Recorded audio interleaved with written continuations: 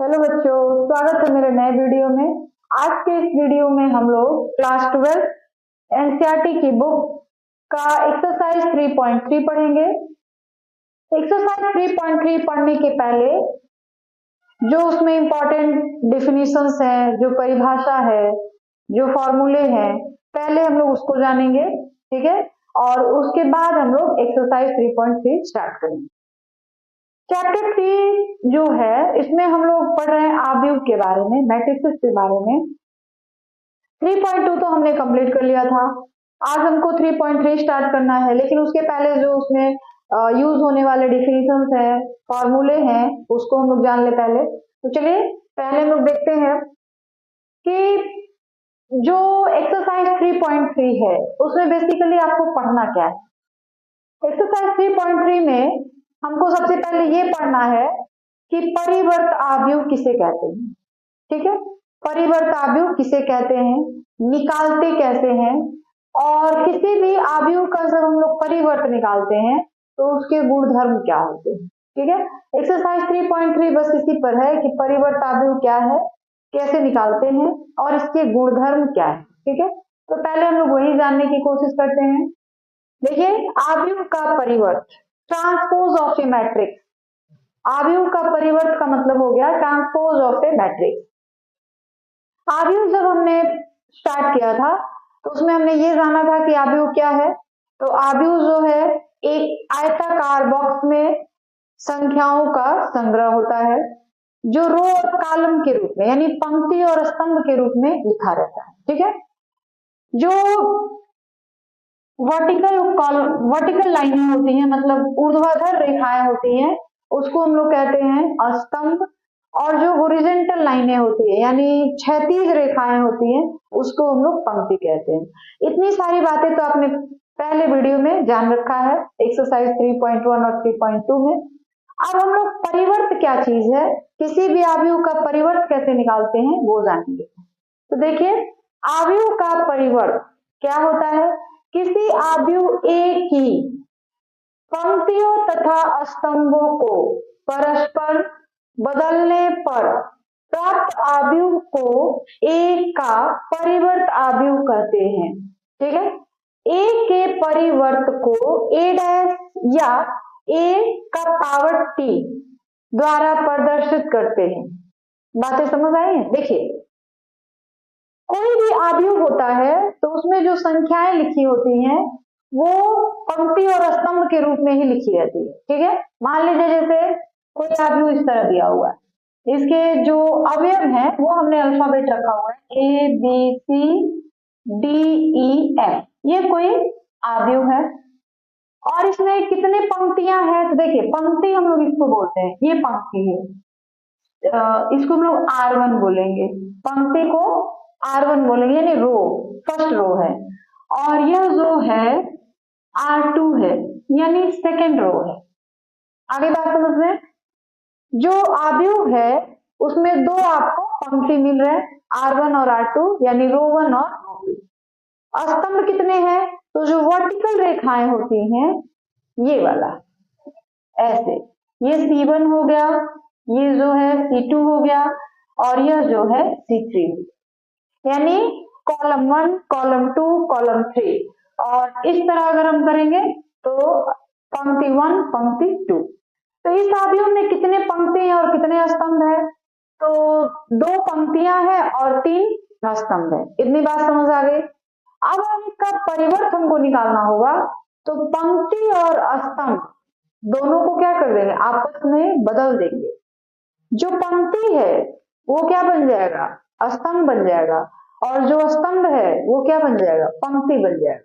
तो जो प्राप्त होगा, मतलब पंक्ति और स्तंभ को आपस में बदलने से जो प्राप्त होगा, उसी आव्यूह को हम लोग कहेंगे कि यह जो आव्यूह हमारा दिया गया था उसका परिवर्त है। आगे बात समझ में, जैसे देखिए यहाँ पे ये एक आव्यूह है, इसमें 2 पंक्तियां हैं, 3 स्तंभ है। जब हम लोग इसको उल्टा करेंगे, मतलब इसके रो और कॉलम को इंटरचेंज करेंगे, तो 3 पंक्तियां हो जाएंगी और 2 स्तंभ हो जाएंगे। देखिएगा कैसे, ये पहली पंक्ति है तो इसको हम लोग, हॉरिजॉन्टल लाइन है ना, मतलब क्षैतिज रेखा है, तो उसको इस तरह वर्टिकल रेखा यानी ऊर्ध्वाधर रेखा के रूप में लिखेंगे। देखिए ये हॉरिजॉन्टल लाइन है यानी क्षैतिज रेखा है, तो इसको हम लोग खड़ी रेखा के रूप में लिखेंगे, यानी ये इस तरह का हो जाएगा ए बी सी, और फिर ये इस तरह है तो इसको हम खड़ा करके लिखेंगे डी ई एफ। देखिए पहली वाली पंक्ति में 2 ही रो थे, लेकिन अब R1 R2 और R3 अब जो है कितने रो मिल गए हमको, पहले 3 स्तंभ थे लेकिन अब 3 हमको पंक्ति मिल गए। पहले वाले केस में क्या थे, 2 पंक्तियां थी, तो इसमें 2 जो है हमको स्तंभ मिल गए। तो इस आव्यूह को हम लोग कहेंगे कि ए का ये परिवर्त है। आगे बात समझ रहे हैं? तो आपको कुछ नहीं करना है, बस ये याद रखना है कि किसी भी आव्यूह के पंक्ति और स्तंभ को जब आपस में हम लोग इंटरचेंज करते हैं, बदल देते हैं, तो जो प्राप्त होता है उसे ही परिवर्त आव्यूह कहते हैं। ठीक है, देख लीजिए, जैसे यदि a बराबर इस तरीके से है तो a डैश या a t इस तरीके का हो जाए, मतलब इसमें जो पंक्तियां थी वो स्तंभ हो गए, ये भी पंक्ति है तो ये भी स्तंभ हो गया, जैसे हमने वहां बताया। ठीक है, आगे बात समझ में। चलिए अब आगे देखते हैं। ये चीज आपको हमेशा याद रखना है, पंक्ति आव्यूह का परिवर्त आव्यूह स्तंभ आव्यूह होता है और स्तंभ आव्यूह का परिवर्त आव्यूह पंक्ति आव्यूह होता है। कोई भी आव्यूह है उसमें जो पंक्ति आव्यूह होता है उसका परिवर्त जब निकालेंगे तो स्तंभ आव्यूह आ जाएगा, और जो स्तंभ आव्यूह है उसका जब परिवर्त निकालेंगे तो पंक्ति आव्यूह आ जाएगा। ठीक है, इतनी बात समझ आ गई। तो ये तो हो गया कि हम लोग जो है आव्यूह का परिवर्त किसे कहते हैं। ठीक है, बात समझ आ गई। अब हम लोग पढ़ेंगे कि जो आव्यूह का परिवर्त होता है उसके गुणधर्म क्या होते हैं। ठीक है, कोई भी आव्यूह है उसका जब हम लोग परिवर्त निकालते हैं तो उसके गुणधर्म क्या होते हैं। ठीक है, तो चलिए हम लोग उसको देखते हैं। अब बच्चों हम लोग ये तो जान गए कि आव्यूह का परिवर्त क्या होता है और उसको हम लोग कैसे निकालते हैं। अब हम लोग देखेंगे कि जो आव्यूह होते हैं उनके परिवर्त के गुणधर्म क्या क्या है। चलिए देखते हैं आव्यूहों के परिवर्त के गुणधर्म। पहला है, किसी आव्यूह के परिवर्त आव्यूह मूल आव्यूह होता है। किसी आव्यूह के परिवर्त आव्यूह का परिवर्त, यहाँ पे छुटा हुआ है का परिवर्त मूल आव्यूह होता है, अर्थात ए डैश का डैश इज इक्वल टू ए। अब इसको हम लोग एक एग्जांपल से समझेंगे। जैसे मान लीजिए ए इज इक्वल टू दिया हुआ है 2 4 और 6 9। ठीक है, हमने ए डैश निकाला, ए डैश क्या हो जाएगा, अभी हमने बताया था पंक्ति को स्तंभ में कर लेंगे और स्तंभ को पंक्ति में कर लेंगे, तो ये हमारा हो गया ए डैश। अब इसका फिर से डैश निकालते हैं, ए डैश का डैश यानी इसका फिर से करिए तो क्या हो जाएगा, ये पंक्ति है तो स्तंभ में आ जाएगा 2 6, ये पंक्ति है दूसरी पंक्ति तो ये दूसरा स्तंभ बन जाएगा 4 9।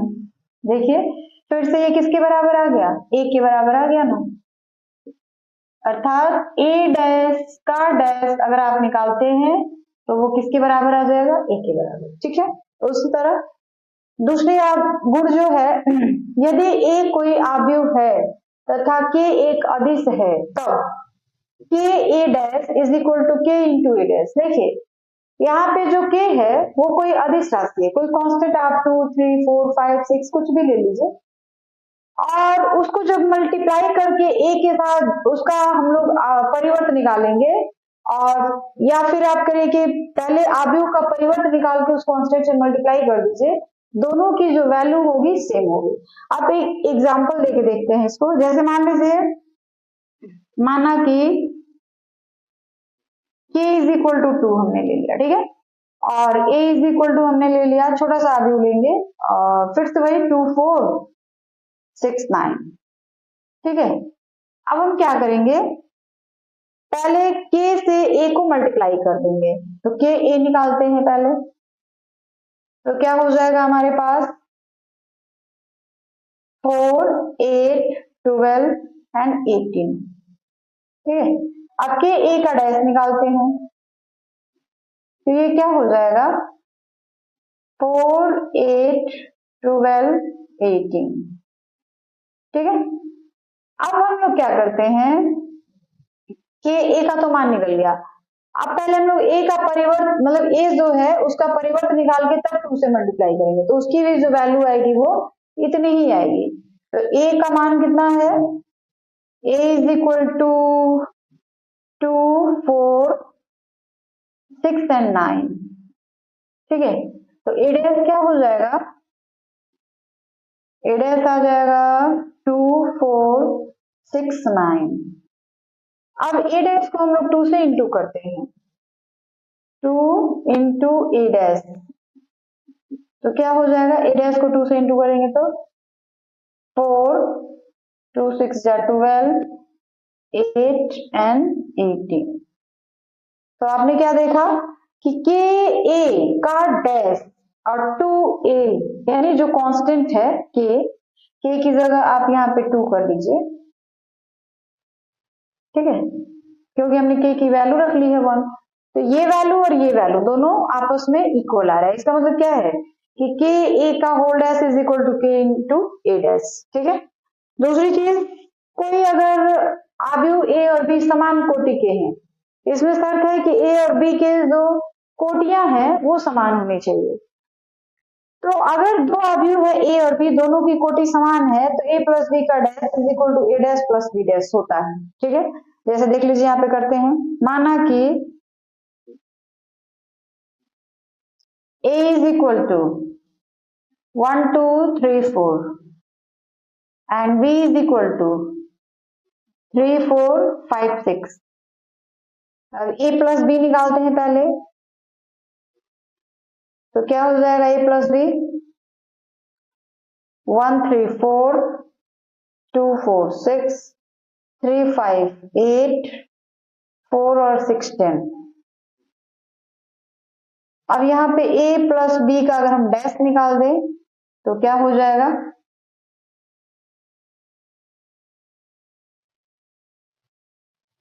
4, 6, 8, 10।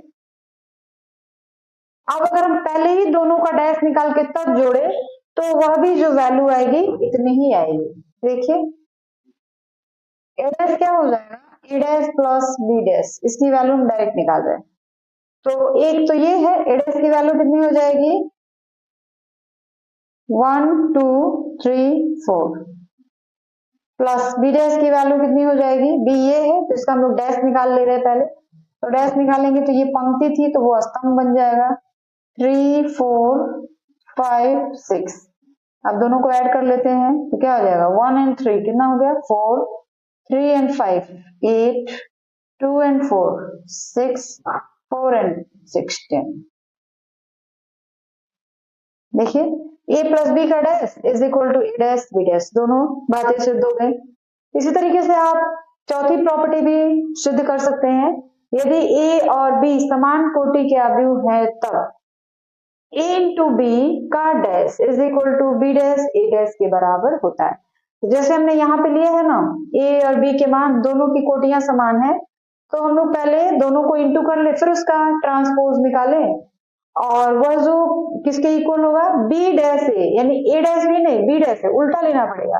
ए भी आपने लिया है ना तो यहाँ पे आपको बी ए लेना पड़ेगा। तो इसी तरीके से जैसे हमने तीसरी प्रॉपर्टी को प्रूफ किया है आप इसको भी प्रूफ कर सकते हैं। तो इस तरीके से ये चार जो है कोई भी परिवर्त आव्यूह होते हैं तो उसके ये चार गुण है। पहला आप शॉर्टकट में ये कह सकते हैं A double dash is equal to A, दूसरा आप इसको कह सकते हैं के ए का whole dash is equal to K dot A dash, तीसरी प्रॉपर्टी ए प्लस बी का whole dash is equal to A dash plus B dash, और चौथी प्रॉपर्टी है ए बी का whole dash is equal to B dash into A dash. अब ये dash क्या है तो किसी भी आव्यूह का परिवर्त है। ठीक है, तो ये चार प्रॉपर्टी थी किसी भी आव्यूह के परिवर्त का।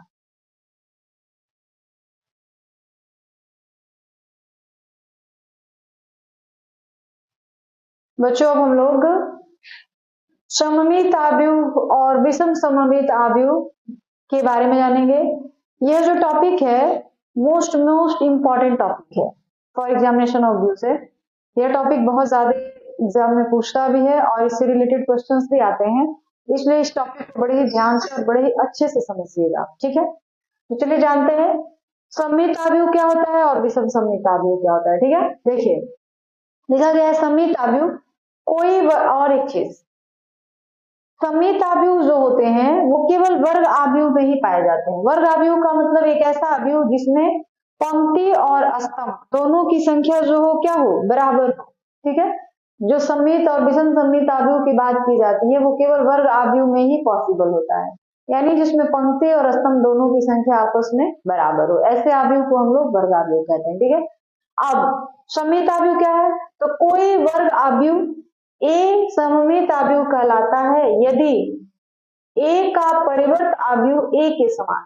मतलब कोई आव्यूह ऐसा है कि उसका अगर हम परिवर्त भी निकालें तो भी वो वही रह जाए, तो ऐसे आव्यूह को हम लोग क्या कहेंगे, सममित आव्यूह।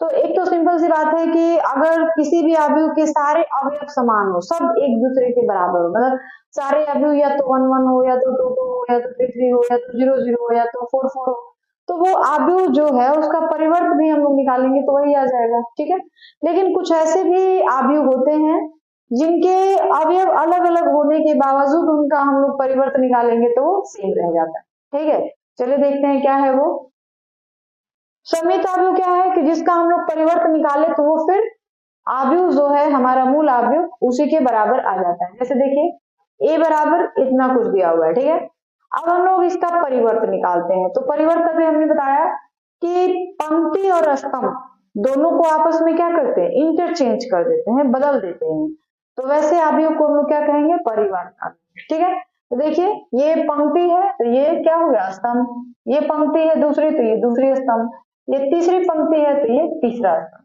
अब इस ए और ये ए डैश है, दोनों में कुछ डिफरेंस आपको, कुछ अंतर आपको देखने को मिल रहा है, बिल्कुल नहीं, सारे अवयव जो जो यहाँ है वही वही यहाँ भी है, यानी यह जो आव्यूह है वो क्या है, सममित आव्यूह है। ए डैश बराबर ए, किसी आव्यूह का अगर आप परिवर्त निकालते हैं तो वह मूल आव्यूह के बराबर हो जाता है, तो ऐसे आव्यूह को हम लोग क्या कहते हैं, सममित आव्यूह का। ठीक है, जैसे अभी देखा आपने कोई आव्यूह ए है, इसका हमने परिवर्त निकाला, ये मिला, अब देखिए कि ये आव्यूह और ये आव्यूह यानी ए और ए डैश दोनों एक दूसरे के बिल्कुल बराबर, तो ऐसे आव्यूह को हम लोग कहते हैं सममित आव्यूह। ठीक है, बिल्कुल बढ़िया से समझिएगा बच्चों, क्योंकि ये मोस्ट इंपॉर्टेंट टॉपिक है एग्जामिनेशन के लिए। ठीक है, चलिए विषम सममित आव्यूह क्या होता है, कोई वर्ग आव्यूह, तो यह भी केवल वर्ग आव्यूह में ही पॉसिबल है।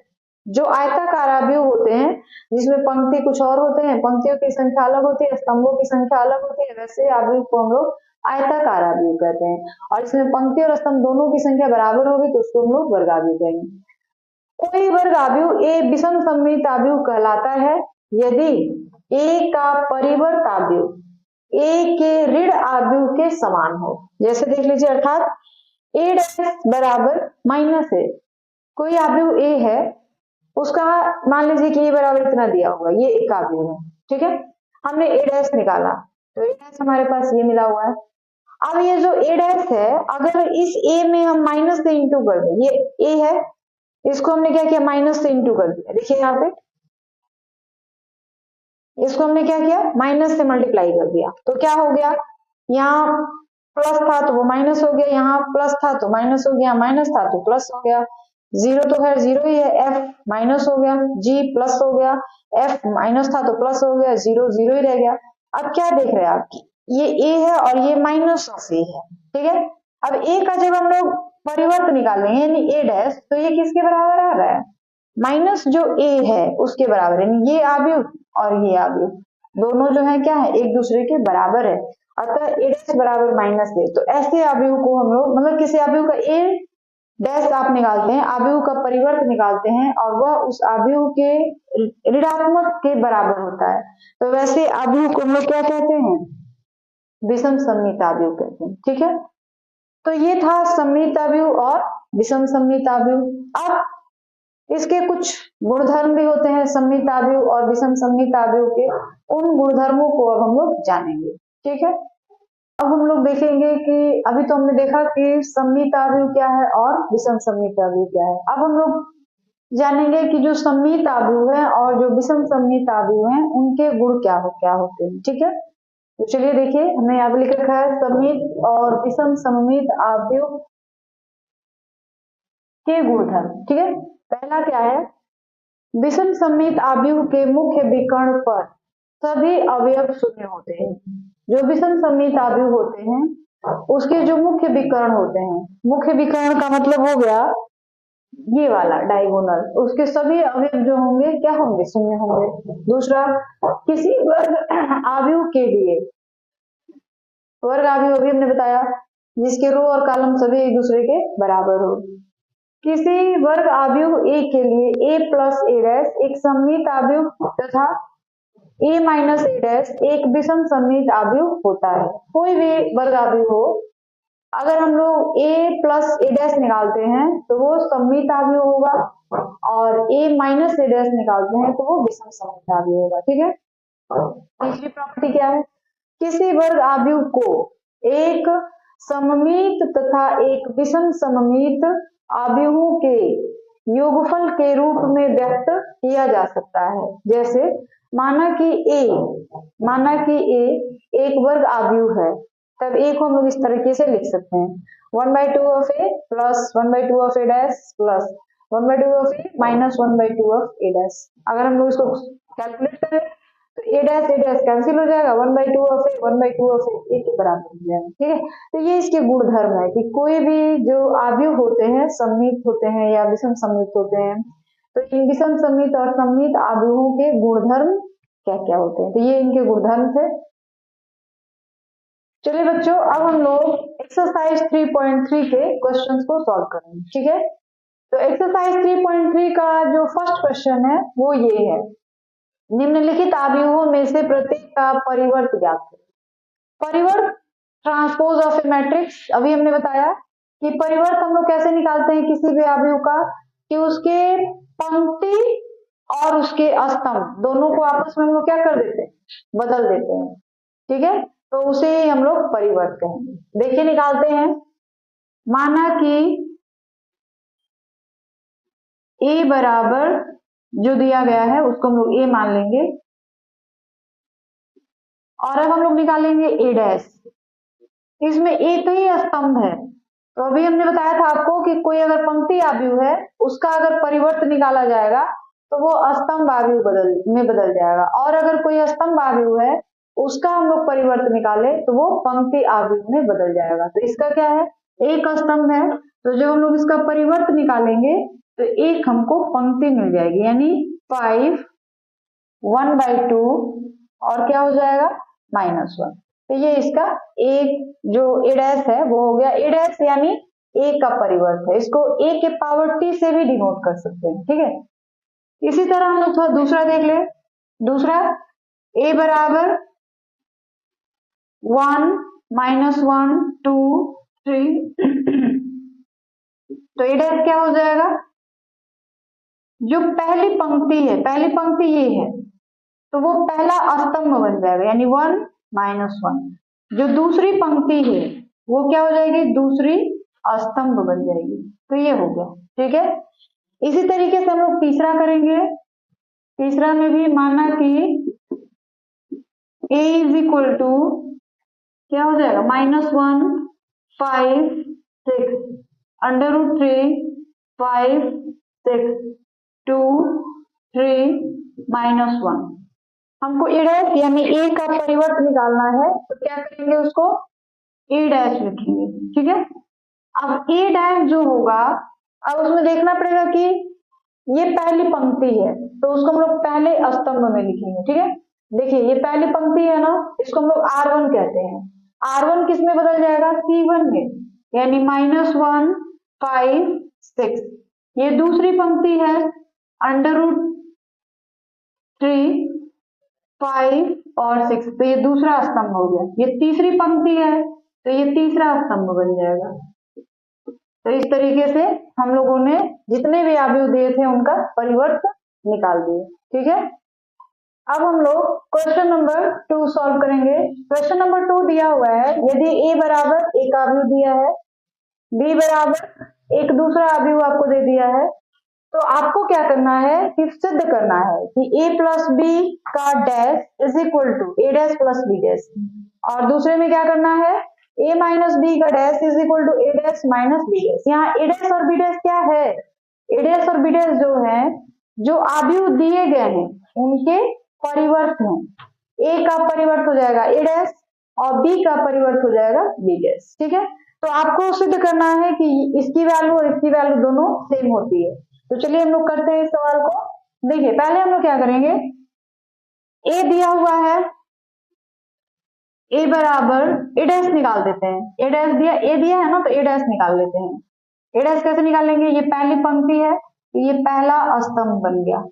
ठीक है, ये दूसरी पंक्ति है तो ये दूसरा स्तंभ बन जाएगा।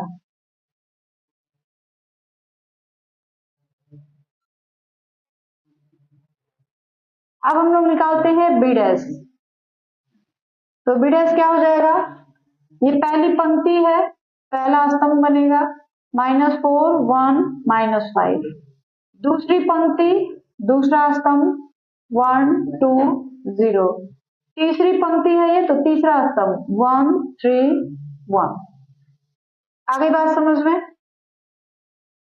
अब ए डैश और बी डैश तो निकल गया, अब हम क्या करेंगे, दोनों को पहले जोड़ लेते हैं। ए डैश प्लस बी डैश कितना आ रहा है देखते हैं जोड़ के। ए डैश की वैल्यू यहां रख ले, -1 5 -2 2 7 1 3 9 1, और बी डैश की वैल्यू भी रख दी जाए, क्या हो जाएगा -4 1 1 1 2 3 -5 0 1। अब इन दोनों को हम लोग जोड़ देंगे और ये किसकी वैल्यू मिल रही है हमको, RHS की मिल रही है। ठीक है, इसके बाद हम लोग LHS निकाल देंगे। आप किसी को भी पहले निकाल सकते हैं, चाहे LHS पहले निकाल दीजिए चाहे RHS पहले निकाल दीजिए। हम लोग पहले RHS ही निकाल देंगे। ठीक है, तो क्या हो रहा है देखिए, -5 6 -2 और 1 -1 2 और 1 3 7 और 2 9 1 और 3 4 3 और -5 तो -2 9 और 0 9 1 और 1 क्या हो जाएगा 2। ये बात समझ आई है, ए दिया है और बी दिया हुआ है। ठीक है, तो हमने पहले क्या निकाला, ए डैश निकाल लिया, बी डैश निकाल लिया, फिर ए डैश और बी डैश दोनों को हमने जोड़ दिया है आपस में, तो हमको ये मिल गया। अब हम ए और बी दोनों को जोड़ के तब उसका डैश निकालेंगे। ठीक है, ए प्लस बी निकालते हैं पहले, तो ए की वैल्यू कितनी है हमारे पास, -1 2 3 5 7 9 -2 1 1 प्लस -4 1 -5 1 2 0 1 3 1। दोनों को जोड़ेंगे तो कितना मिलेगा देखिए, -1 और -4 कितना हो जाएगा -5।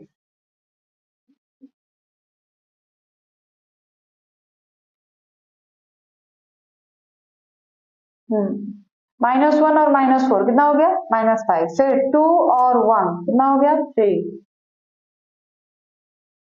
और -5 कितना हो जाएगा -2, 5 + 1 6 7 + 2 9 9 + 0 9 -2 + 1 -1 1 + 3 4 1 + 1 2। तो ये हमको किसकी वैल्यू मिली हुई है, a प्लस बी की। अब a प्लस बी की जो वैल्यू मिली है उसको उसका परिवर्त निकालेंगे, उसका इनवर्स निकालेंगे, तो क्या हो जाएगा a प्लस बी का dash is equal to, dash का मतलब हो गया परिवर्त, ठीक है। तो देखिए क्या हुआ, ये पहली पंक्ति है तो इसको हम लोग पहला स्तंभ लिखेंगे, -5 3 -2। दूसरी पंक्ति है तो दूसरा स्तंभ बन जाएगा 6 9 9। ये तीसरी पंक्ति है तो तीसरा स्तंभ बनेगा -1 4 and 2। तो ये आपको क्या दिख रहा है, देखिए a डैश b डैश का मान -5 3 2, यहाँ भी है -5 3 2, 6 9 9 6 9 9, -1 4 2 -1 4 2। तो हमको क्या मिला, अतः a प्लस b का whole dash is equal to a dash plus b dash, सिद्ध हुआ, सिद्ध हो गया ना। अब इसी तरीके से हम लोग दूसरे वाले क्वेश्चन को भी सॉल्व करेंगे। तो चलिए दूसरे क्वेश्चन को सॉल्व करते हैं। आइए बात समझ में, पहला हो गया, दूसरा आप देखते हैं, दूसरे को भी इसी तरीके से करना है। ए दिया है बी दिया है, पहले हम लोग ए माइनस बी निकाल देते हैं, ठीक है। देखिए A minus B is equal to क्या हो जाएगा, यहां लिख लेते हैं -1 2 3 5 7 9 -2 1 1 माइनस बी करना है तो लिखिए यहाँ पे -4 1 -5 1 2 0 1 3 1। क्या मिलेगा घटाएंगे दोनों को तो -1 और देखिए यहाँ भी माइनस यहाँ भी दोनों मिलके प्लस हो जाएंगे, तो -1 और +4 कितना हो जाएगा 3, 2 और -1 1 3 और माइनस माइनस क्या हो जाएगा प्लस, तो 3 + 5 यानी 8, 5 - 1 4, 7 - 2 5, 9 - 0 9, 2 - 1 -2 और -1 -3 -1 सॉरी 1 -3 1 और -3 -2 1 -1 0।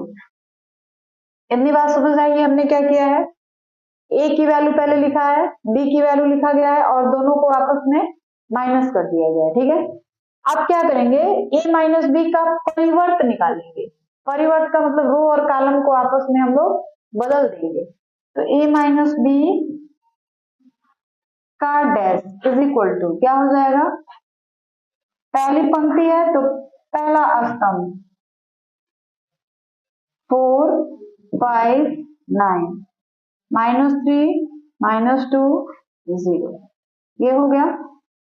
अब हम लोग ए डैश और बी डैश निकाल के दोनों को आपस में माइनस कर देंगे। तो ए डैश पहले निकालते हैं, ए डैश क्या मिलेगा देखिए -1 2 3, ये पहली पंक्ति थी इस तरीके से तो उसको हमने पहला स्तंभ बना दिया। दूसरी पंक्ति है तो उसको हम लोग दूसरा स्तंभ लिखेंगे 5 2 सॉरी 7 9 -2 1 1 और बी डैश क्या हो जाएगा, बी डैश देख लीजिए, ये पहली पंक्ति है ना तो इसको हम लोग पहले स्तंभ के रूप में लिखेंगे। पहली पंक्ति क्या हो जाएगी, पहला स्तंभ बन जाएगा -4 1 -5, फिर 1 2 0, फिर 1 3 1। अब इन दोनों को आपस में क्या करेंगे, सब्ट्रैक्ट करेंगे, घटाएंगे। तो ए डैश माइनस बी डैश, देखिए क्या मिलता है हमको -1, ऐसा करते हैं दोनों को पहले वैल्यू लिख लेते हैं तो गलती के चांसेस ज्यादा हो जाते हैं।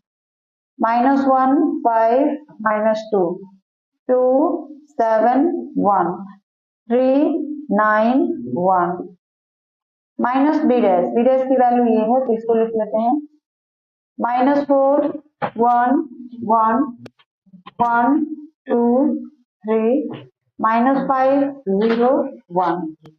घटाएंगे तो क्या मिलेगा देख लीजिए, -1 और +4 तो कितना मिल जाएगा 3, फिर 5 और -1 4 -2 और -1, -2, -1 यानी -3, 2, -1, 1, 7, -2, 5, 1, -3 यानी -2, 3 और +5 क्योंकि यहाँ भी माइनस है और यहाँ भी माइनस है, माइनस माइनस क्या हो जाएगा प्लस, तो 3 + 5 यानी 8, 9 -0, 9, 1 -1, 0। देखिए इसकी वैल्यू, देखिए 3 4 -3, 3 4 -3, 1 5 -2, 1 5 -2, 8 9 0, 8 9 0, यानी ये दोनों की वैल्यू आपस में इक्वल आ गई। अतः लिखेंगे a माइनस बी का dash is equal to A dash minus B dash. सिद्ध हो गया, यही आपको सिद्ध करना है, ठीक है। चलिए बच्चों, अब हम लोग क्वेश्चन नंबर 3 देखते हैं। क्वेश्चन नंबर 3 जो है, इसके पहले वाले क्वेश्चन में हमको दिया गया था a बराबर जो भी दिया गया था, लेकिन यहाँ पे a डैश दिया है, तो a डैश दिया है तो पहले हमको a निकालना पड़ेगा। तो a कैसे निकालेंगे, देखिए दिया है a डैश बराबर 3 4 -1 2 0 1 और a बराबर क्या हो जाएगा, फिर a यहां निकालते हैं, ठीक है। a बराबर हो जाएगा, इसके रो और कॉलम को चेंज कर देंगे, तो ये पंक्ति है तो वो किस में बदल जाएगा, रो में। ये दूसरी पंक्ति है तो दूसरा स्तंभ बन जाएगा, तीसरी पंक्ति तो तीसरा स्तंभ हो गया। चलिए अब हमको b का मान दिया हुआ है, b का मान कितना दिया हुआ है, -1 2 1 1 2 3, तब बी डैश का मान कितना हो जाएगा, बी डैश देख लीजिए, पहली पंक्ति तो पहला स्तंभ, -1 2 1 1 2 3, इस तरीके से हो जाएगा। तो ये देखिए, ये ए डैश है और यह जो है बी है, यह ए डैश है, यह जो है बी डैश, सॉरी ये ए है, ए डैश है तो ये ए हो गया, और ये बी का मान है तो ये बी डैश हो गया। अब हमको क्या सिद्ध करना है, देख लीजिए, पहला a प्लस बी का डैश, तो हम लोग पहले a प्लस बी निकालते हैं डायरेक्ट। a की वैल्यू कितनी है, 3 -1 0 4 2 1, और b की वैल्यू कितनी है, -1 2 1 1 2 3, निकालिए क्या आएगा, 3 -1 2 -1 और +2 यानी 1, 0 + 1 1, 4 + 1 क्या हो जाएगा 5, 2 + 2 4, 1 + 3 4। ये क्या मिला हमको, a प्लस बी का मान मिला हुआ है। a प्लस बी का डैश क्या मिल जाएगा, यानी उसका परिवर्त क्या हो जाएगा वो देखते हैं। पहली पंक्ति है तो पहला स्तंभ बन जाएगा, 2 1 1 5 4 4, ठीक है। अब a डैश और b डैश को जोड़ते हैं, देखते हैं वो कितना आता है, a dash plus b dash, a dash की वैल्यू कितनी हुई है हमारे पास, 3 4 -1 2 0 1, और बी डैश की वैल्यू कितनी है, ये है बी डैश की वैल्यू,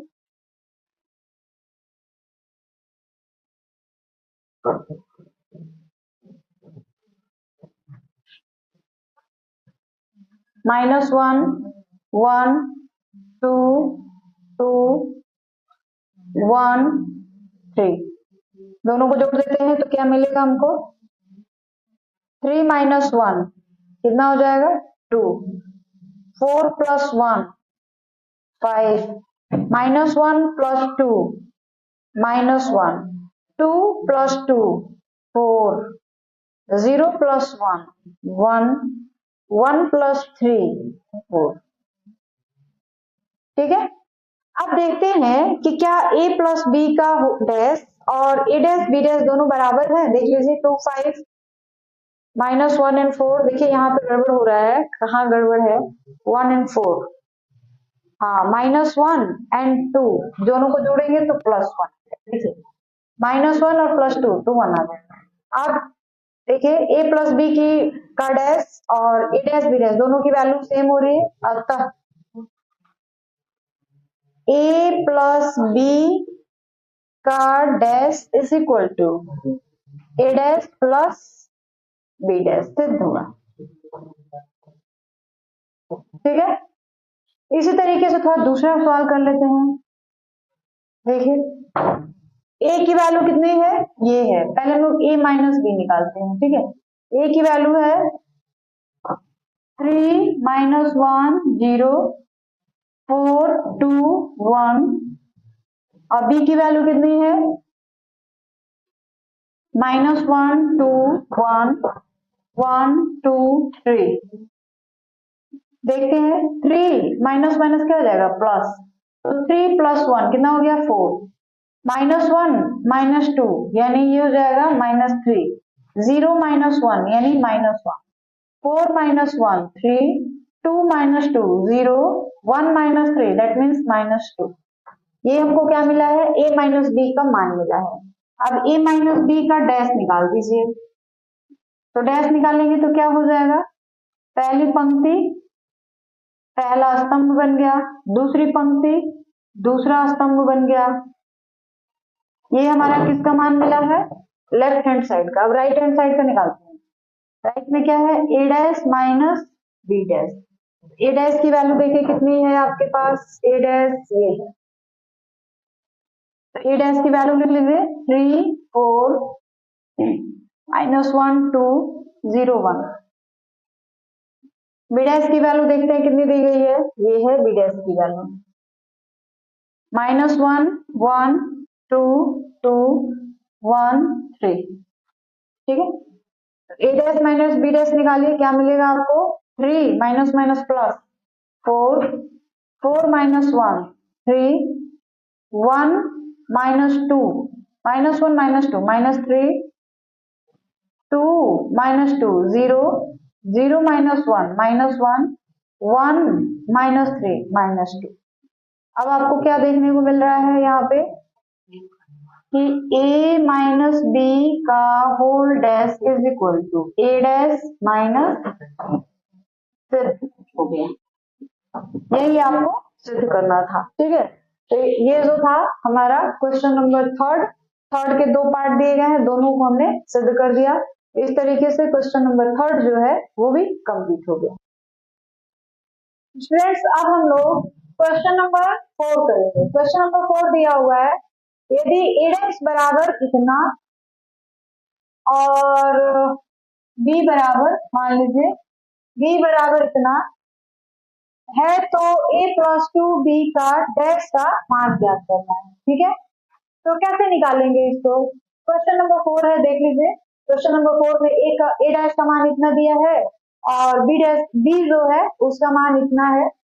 और एक्सरसाइज 3.3 जान ही रहे हैं आप, इसमें अब चलिए करते हैं। देखिए आपको किसका मान निकालना है, a प्लस 2b का डैश, a प्लस 2b का डैश का मान निकालना है। ठीक है, तो चलिए देखते हैं क्या होगा।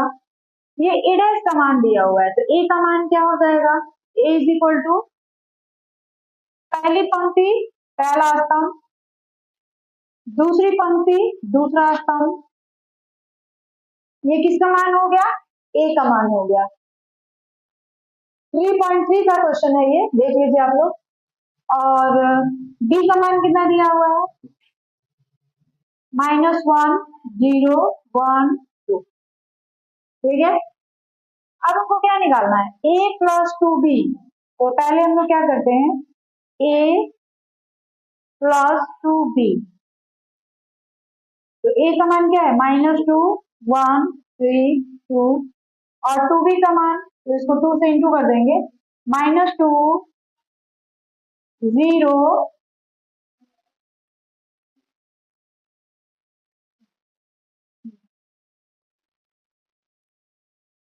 इस तरीके से आप पहले ए और बी का मान निकाल लीजिए।